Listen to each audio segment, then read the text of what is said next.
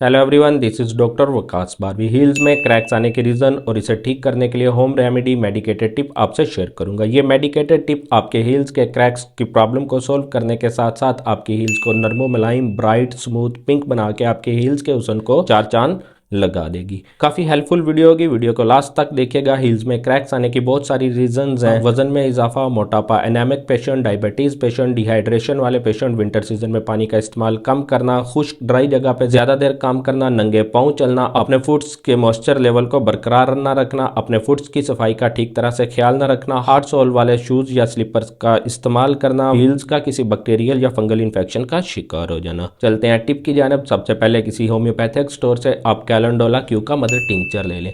Calendula को marigold flower से तैयार किया जाता है। यह बेहतरीन एंटीसेप्टिक सोल्यूशन है। 2 से 3 लीटर पानी लें, खूब अच्छी तरह गर्म करें। गर्म करने के बाद इस पानी को किसी खुले बर्तन के अंदर डाल लें। 50 कतरे इसके अंदर कैलेंडोला के मदर टिंचर के डालें और अपने फुट को इसके अंदर डिप करके बैठ जाएं।